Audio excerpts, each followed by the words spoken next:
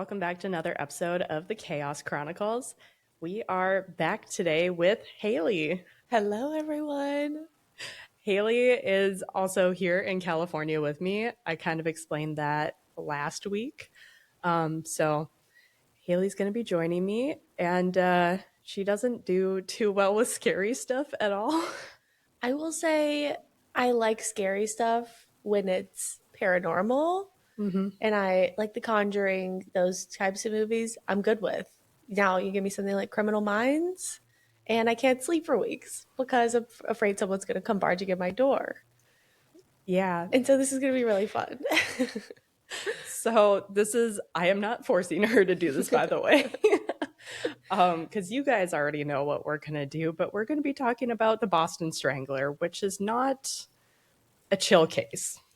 Not even we don't do chill cases here, really, but like this is not one of them. Before we get too far into this, though, make sure you check out all of our social medias. They will be linked down below. And trigger warnings for today are violence, murder, sexual assault, rape, and death. So we're going back to the 60s at Boston, Massachusetts. There was an invisible terror that would change the whole city. Between June 1962 and January of 1964, 13 women were brutally attacked in their homes. They were found strangled with their own clothing, and in most cases, there was no signs of forced entry. The one responsible seemed to be going just unnoticed. Boston nicknamed him the Boston Strangler. I also want to mention here before we get started that the term serial killer wasn't actually a thing until the 70s. So even though they existed, we didn't really know what they were. Okay. No labels yet. No labels. Oh, gotcha. Okay. Which, what a strange world to be in. Yeah. The Boston Strangler's first victim was Anna E. Selzer. Anna was 55 years old and worked as a seamstress. She lived alone in a third-floor apartment at 77 Gainsborough Street in Back Bay. On the evening of June 14th, 1962, Anna was preparing to attend a memorial service at her church, and her son was going to pick her up on the way. Her son arrived around 7 p.m. and found her door locked. This is kind of graphic, so if you do want to skip ahead, like 15 seconds, you can. Sorry, Haley. I wish I could skip ahead 15 seconds. You're here. So there was no answer at her door, and eventually he forced entry. He was able to kind of run and hit it with his shoulder a couple times, and the door came open. He found her unclothed, lying on the kitchen floor with her legs spread. The cord from her blue housecoat was tied around her neck in a bow.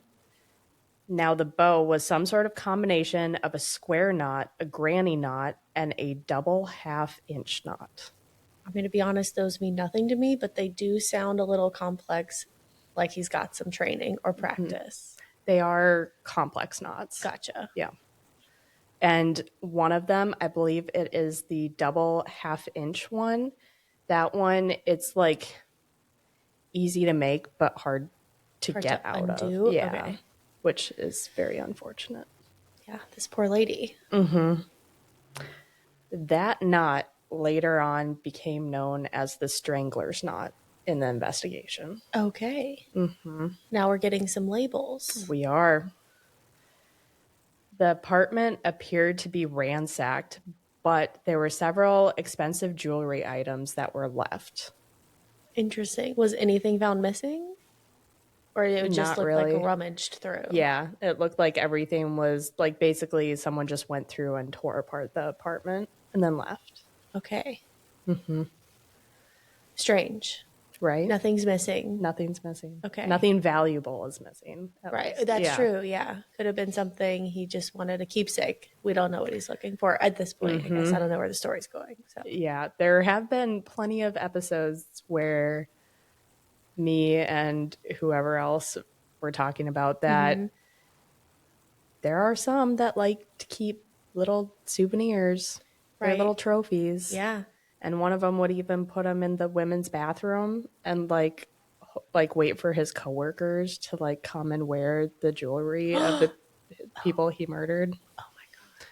So people do that. Yeah. To my knowledge, he wasn't one of those. Okay. Gotcha. There were signs, unfortunately, of sexual assault, and she was also unfortunately assaulted with an object. There were blood smears on the floor, and there was trauma to her head. Police said that there wasn't any forced entry, and that suggested that she had let her killer in. Right. I'm wondering, so how would he have, because when the son got there, the door was locked. I know that was my question too. I'm like, how How can did he you? get out? Window? Did he take her key? I mean, there are locks that I lived at an apartment once that you can have like the door locked when you leave, so you don't need. It's not like That's a true. deadbolt. True. Yeah. So Good point. maybe Probably one of that. those doors. Yeah. Doubt they had automatic locks in the six. I'm not I sure what don't. the I lock don't think situation so. was in the 60s. I mean, I'm sure they had Yeah. deadbolts back then, right? I think deadbolts, but I mean, like, some like newer apartment doors, you Yeah. leave and it automatically locks the door Right. when you leave. Yeah. Probably not that. Not that high tech. Yeah. I do have a question though. Yes. So, can they tell like when she was assaulted? I'm not sure how that works. Can they tell if she was alive or already passed? They should be able to. I didn't find anything that told Gotcha. me if this was before or after. Okay. But usually, in it depends on how old the case is and what is open to public and what is not. Right. So this one, unfortunately, I couldn't find anything Okay. on if this was pre or post mortem. Okay. I hope post, which is awful, but Yeah. also I Totally agree. Yeah. As it's a all female. awful. Yeah. Either way, it's terrible for her. Yeah. But, yeah. 2 weeks later, on June 28th, 1962, 85-year-old Mary Mullen became the Strangler's second victim. She lived at 1425 Commonwealth Avenue in Boston. Mary actually died from a heart attack during the assault and was not strangled. There was also no signs of forced entry, and there were signs of a struggle, which all this linked her to Right. the Boston Strangler. Okay. So she didn't have nothing tied around her neck, even though she didn't No. die from strangling? Correct. Okay. So nothing was around her neck. They are assuming, and I've listened to podcasts and read articles that they're assuming that the Strangler got frustrated because she died of a heart attack during the middle, and then she left. ruined the moment, I guess, for him. For him, yeah. So, yeah, and that's why, I mean, there was no need for the strangling. Yeah. So was there evidence of assault for, like, sexual assault for her? No, I don't believe so. Okay. No. It just says that there were signs of a struggle, which I don't necessarily know what that means. That could be literally anything. Yeah. Like, I mean, just things thrown around could be linked to a struggle. Yeah. Yeah. And again, no forced entry. That's so concerning to me. Mm-hmm. Because I am the same. And this is why I picked this one for you. On June 30th, just 2 days later, the Strangler struck again. Not just once, but twice. Oh. So he's picking up speed. Yeah. And I'm sure, with Miss Mullins passing during his time trying to kill her, he was probably very upset by that. I'm sure. Now he's like, listen, double time. I've got to go. Mm-hmm. Okay. So 68-year-old Nina Noma Nichols, a widow and retired physiotherapist, was found in her apartment at 1940 Commonwealth Avenue in Brighton. So she was found semi-nude, strangled with her own nylon stockings, tied in a bow, and posed with her legs apart. The apartment was searched, drawers pulled out, but again, no signs of forced entry. And nothing was missing from her place either, or nothing Not that was valuable? noted. Yeah, nothing that was noted. There was also semen present, which indicated a rape. Right.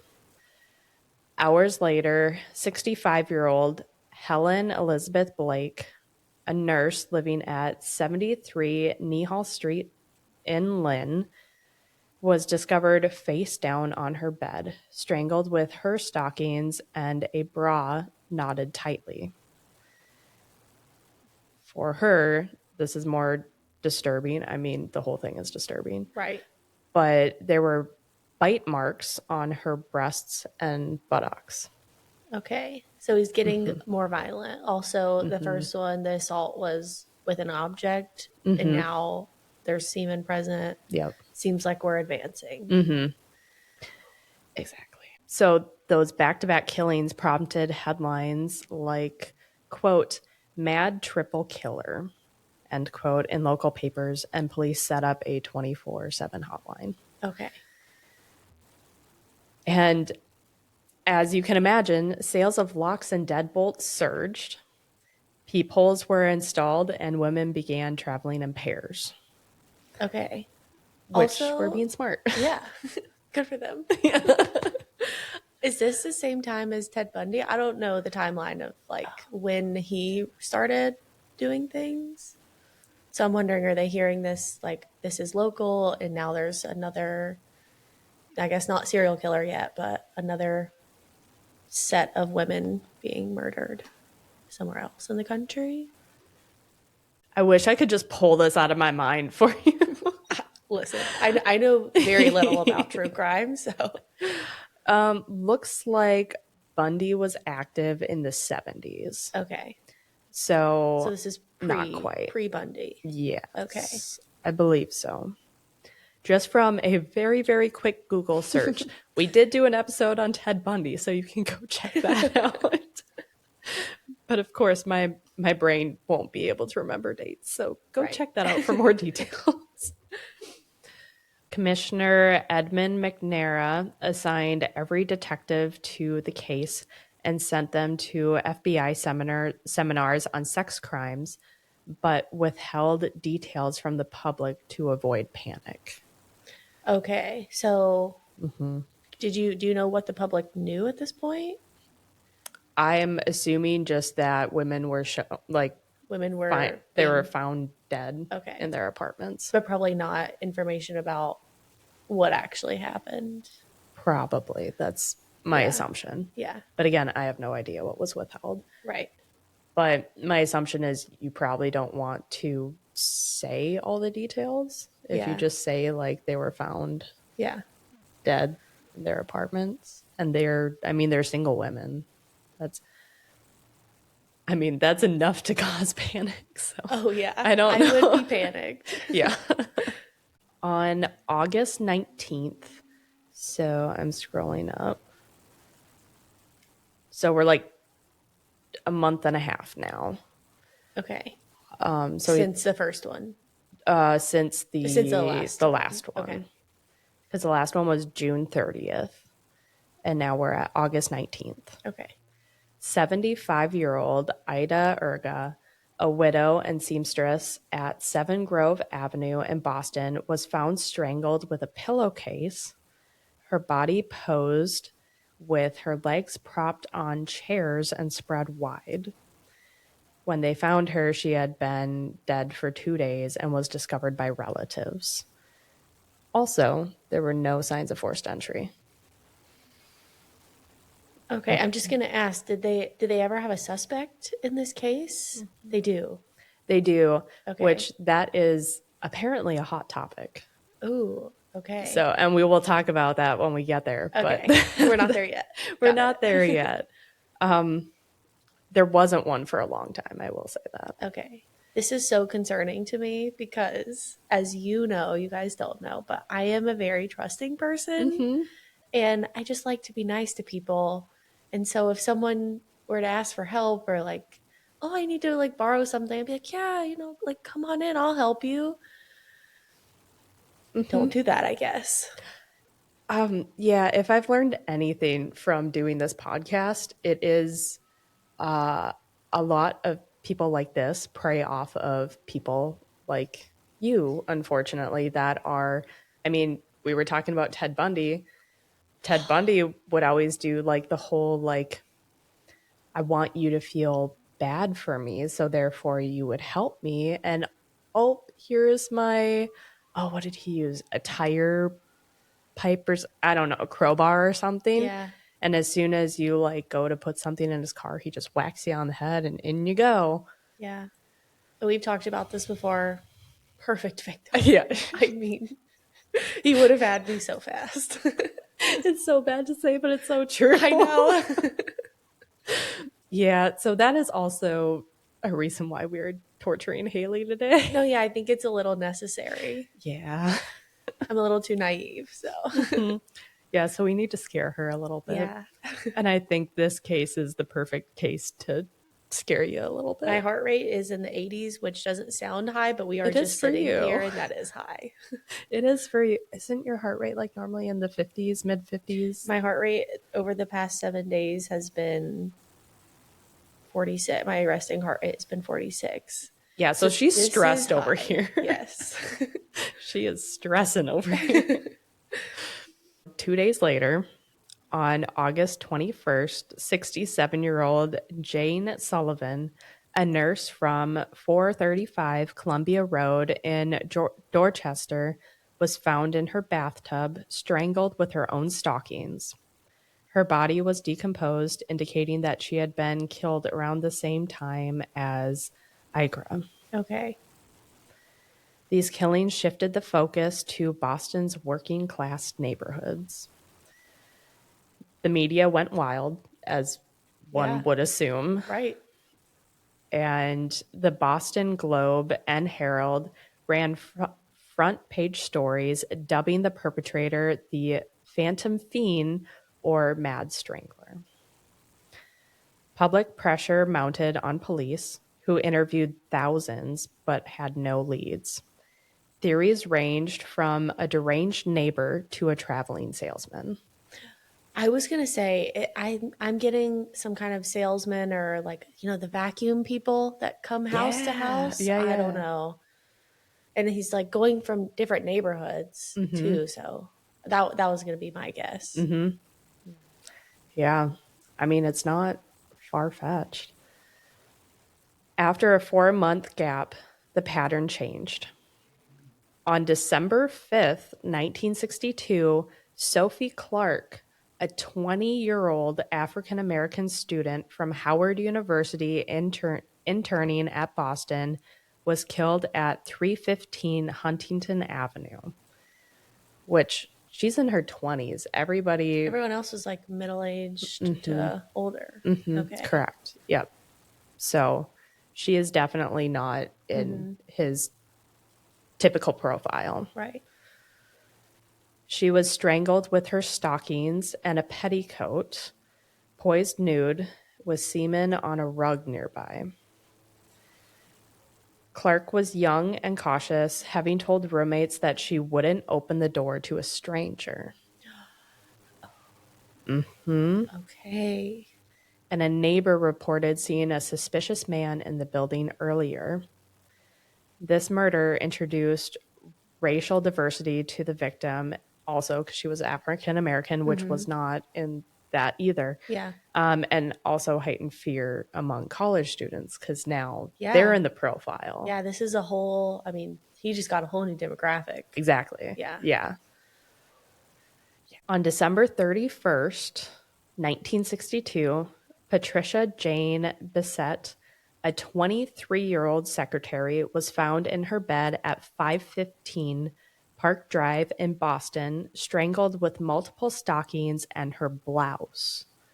She was covered with a blanket, suggesting remorse or a different emotional state, and she had also been raped. Wait, how old? How old was she? She was 23. Okay. So still younger. Yes, and this is also really sad. She was also pregnant. And when this eventually got leaked to the public, everyone was horrified. Yeah. So by the end of that year, 8 women are dead, and Boston was in a lockdown, like in lockdown mode. Women really avoided going out alone, and hardware stores sold out of basically all their security items. Yeah. I can imagine. Yeah. I would be wanting some reinforcements at this point for sure. Yeah, I mean, we were already talking about that. We're like, we're in a very secure place, and we're like, we need this and this and this. Yeah. If I would just lock the door, honestly, that's actually step one. This is the lesson that Haley needs to learn after today. Lock your door. The new year brought no relief. The murder spread, and the murder spread to the suburbs, and this now complicated the jurisdiction. Oh, that makes sense. Massachusetts Attorney General Edward Brooke formed a multi-agency Strangler Bureau in January to coordinate efforts across Boston, Lynn, Lawrence, Cambridge, and Salem. Over 37,000 people were interviewed, including psychics and suspects with sex offense records. Profilers described the killer as a white male in his 20s to 30s, possibly with a handyman job allowing access to buildings. On March 6, 1963, Mary Ann Brown was beaten, sexually assaulted, stabbed, and strangled in her apartment at 319 Park Street. She was 69 years old and was a cleaner. Now, this murder was more violent and shifted the view to think that there could possibly be multiple killers. Okay. Yeah, I was going to say this one is very different than all the other ones. The other ones, they didn't, or at least you didn't mention any like beating or any other abuse other than sexual assault. Very first one, she had trauma to her head. That's right. I forgot about that. But also, if you think about it, and we will talk about this later too, but I mean, we're going from 80s to 50s to 20s. Back to... Now she's 69. Back up, yeah, which is very bouncy. Yeah. Is that not typical? Not generally. Okay. Usually, like, a lot. I mean, not saying it's not possible, because obviously it's possible. Right. But typically, a lot of serial killers that we've at least talked about on here, they tend to have a certain demographic, and they stick with that. Like, even Bundy had a specific demographic. There was Joel Refkin. He would go after prostitutes, but even the prostitutes had a pretty narrow demographic. Okay. So this jumping around is very unusual. Yeah. Which I feel like also kind of supports the theory of like salesmen, because like you're just going door to door and you find a widow or a female at home alone, that's your new target, whatever they look like. So I don't know. Yeah. I mean, some just whoever's in the wrong Whoever place at the opens wrong the door, time. yeah. Yeah, that too. God, I gotta stop opening my door. Yeah, don't do it. Ignore people like me. Okay, on May 8th, 1963, Beverly Florence Sammons, 23, a graduate student at 4 University Road in Cambridge, was stabbed 17 times, no strangulation, and bound with scarves and stockings. September 8th, 1963, Evelyn, and I don't have a lot on these ones, so I'm just kind of go for it. Listing them out. September 8th, 1963, Evelyn Corbin, 58, she was divorced and was at 224 Lafayette Street in Salem. She was strangled with stockings and her body was posed with nylon stuffed in her mouth. She was found by neighbors after a welfare check was done. No stabbing on her. No stabbing on her. Okay. So we have 2 people being stabbed. That's it. Okay. Yeah. On November 23rd, 1963, Joanne Marie Garaff, 23, a student at 54 Essex Street in Lawrence, was strangled with stockings and a leotard, raped, and also bitten. Okay. So that's the second bite, too. The last known murder occurred on January 4th of 1964, and that was Mary Ann Sullivan. She was 19 years old, so the youngest. Yeah. She had been sexually assaulted and strangled with 3 nylons. She was sexually assaulted post-mortem with a broom, and there was a Happy New Year card left at her feet, and she was found by her roommates. Oh my God. And the killings abruptly ended after that. The Happy New Year postcard. And also, I mean, also the broom. But well, yeah, but like how... Yeah. Wow.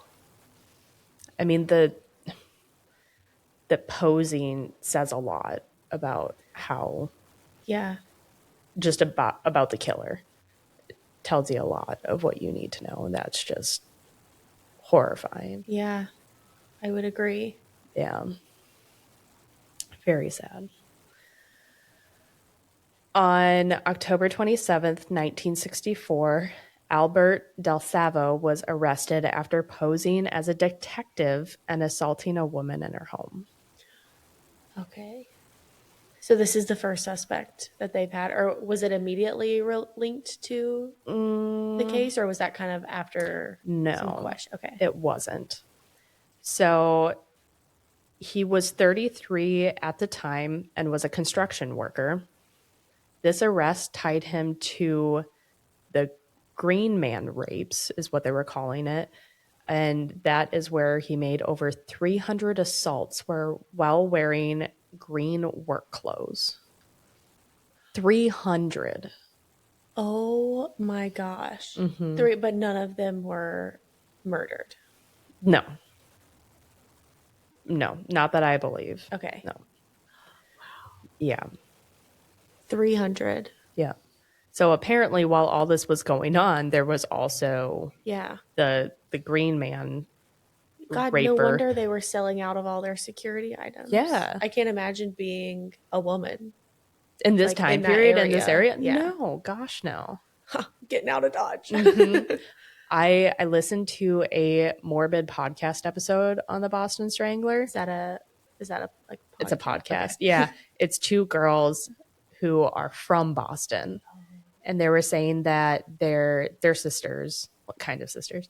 And their mom was alive during this time. Oh. Did she talk about it? She talked about it a little bit, yeah. And it was wild. Like, I couldn't even imagine. Like, if something like that was happening today, I would never leave the apartment ever. Yeah. No one's coming in. Sorry. Like, I think I would get a lot meaner. Yeah. Gotta grow some tough skin. Oh, gosh. Yeah, so over 300 assaults. While he was in custody at Bridgewater State Hospital, he became close to an inmate named George Nasser and confessed to the Strangler murders and even provided details that weren't released, like specific furnitures at specific scenes. Oh. So only the killer would know. Yeah, especially if or at least we don't think that they were releasing much information. Yeah. So on March 6, 1965, he detailed 13 murders and claimed he had an uncontrollable urge. He would pose as a plumber or a detective to gain entry to these women's apartments. Oh my gosh. He was diagnosed with schizophrenia and never actually charged with the murders to avoid trials, and used the confessions in his rape defense for an insanity plea. He was convicted of the Green Man rapes and sentenced to life at Walpole State Prison. So he was never actually charged with being the Boston Strangler. So on November 25th, 1973, he was actually stabbed to death in his cell by unknown inmates. There are theories, but it remains unsolved to this day. Well, I can't say I Not going to shed a tear. Too bad for him. I'm not going to shed a tear over that. Even if he, I mean, we don't know if he was the strangler. Say he wasn't. Regardless, there's 300 assaults. Plus. Yeah, 300 plus. Yeah. I'm not going to shed any tears for this man. No. Not a one. Nope. There were a lot of doubts about him being the actual strangler, since FBI profilers noted the inconsistencies and believed that there were multiple killers for whoever the Boston Strangler was. Yeah. A book was actually published by Susan Kelly, and she argued that there were at least 8 perpetrators that make up the Boston Strangler. Some things that were supporting this theory are victimology, where there are women younger and older found in different positions. Earlier killings were focused on strangulation, whereas later ones involved biting, stabbing, and sexual assault post-mortem. There were also inconsistencies with DeSalvo's tapes being off, like Mary's time of death, I guess, was off by like several hours. Okay. And also claiming that he strangled her with his hands, even though the autopsy showed ligatures. So that's a very clear indication that it wasn't with his hands. What does that word mean? Ligatures. It's basically like just something that gets tightly bound around. Like, think like a zip tie mark? Yeah, like a hair bow mark. A zip tie. Yeah, or like your hair ties. Yeah. When you leave them on your wrist too long. Okay. Yeah, think of that. Just no hands. No hands. Flocka. Yeah. No hands. There were also a few details that were off on the apartment layouts or specific clothing too, when he was asked about them. Yeah. Some believe that DeSalvo was just coached and it could have been someone else. Yeah. Because people are weird. I mean, we know that it's pretty common knowledge that some people will say they did someone else's crime. Just, I don't know, for funsies maybe. I mean, that's its own, that they're their own weirdos that do that. I don't know which is worse. Doing the crime or wanting to get the credit for the crime. Both are very strange things to do. Very odd. Yeah. Yeah. So some people just believe that he was coached into it. The case was reopened in 1999, and Mary Ann Sullivan's family exhumed her body, and they were actually able to find male DNA. Because they weren't really, DNA testing wasn't really that common, or it wasn't good. Yeah. Even if it was. So they found that it was a match for DeSalvo's nephew. DeSalvo was then exhumed, and it was a 99.99% match. And that closed the case for most of the victims, but not all of the victims. They didn't find DNA on most, and I couldn't find who was linked to it and who wasn't. Yeah. And she was the second victim. Mary Ann Sullivan. I can't remember where she fell in the timeline. She was the last, so she was 19, the 19-year-old. She was the youngest one. Okay. Yeah. Yeah, so the world will never fully know. I mean, yeah. I mean, I guess that is better than nothing. It is better than nothing. If I were a family member, I'm not saying I would be okay with that, but no. At least you have a little a little peace of mind maybe of who was responsible for that. Yeah. Yeah. Well, real quick to rattle off my sources: The Atlantic, Boston Globe, E Online, all that's interesting, EBSCO, CBS News, Unsolved, and Britannica. Yeah. What do you think of your first Wednesday case? Did I scare you off? Definitely be locking my door tonight. Good. Hopefully I'll remember tomorrow too, but to be seen. I'll just remind you of the Boston Strangler every day. Yeah, I don't think it will take much. Yeah. I mean, granted, these women let this guy in. Yeah. So I'm assuming most of their doors were locked. Yeah. So don't open your door to strangers, guys. Lessons learned today. Yeah. Lots of lessons. Yeah. Yeah. That was fun. I was scared. I hope I sleep good tonight. I hope you don't have nightmares. Like, I'm scared. I don't want to like just traumatize you. You're like, okay, you're all traumatized now. Goodbye. Goodbye. That's okay. I'll come knocking. But maybe you shouldn't answer. Middle of the night, someone's knocking on your door. Lessons learned today. You can text me. I'll let you in. Oh god. This was fun. I like this. I'm so glad that we did this. Me too. And I'm glad that you're not crying right now. I'm glad that you kept the details minimal. Yes. Yeah. I think that was good for me. Yeah. There are a few episodes where I found their autopsies and I went in. Yeah. Especially with Dyatlov Pass. We all know how much I love Dyatlov Pass. And so with this one, I'm like, I'm not even going to look for the autopsies because I can't traumatize you this much yet. I would just have to like tune take out. the headphones off for those. Headphones off, earplugs in. Right. You guys just gonna can nod. know. I'm just gonna. That's not for me. You're just gonna boot out of here. Bye. Anything else you would like to say about Boston Strangler? I do not think I have anything else to add. Okay. Thank you though for preparing this episode. This was really fun. It was a lot of fun. I enjoy it. Believe it or not, I do enjoy sitting down and doing research, and that is also its own form of weirdness, right there. It is. But you all listening also have some sort of weirdness.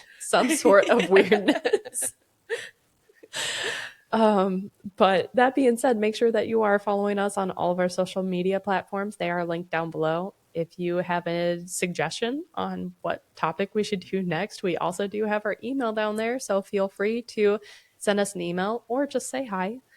Yeah. Thank you so much, Haley, for coming on here. Thanks for inviting me and not scaring me off too badly. Yeah. Next time you come on, I think it'll be a little bit more lighthearted. Oh, good. I thought you were going to say worse. No. No, I don't think I can do that to you. Okay, perfect. This is what I needed. Yes. This is perfect. Yep. All right. Well, we will see you guys next time. Bye.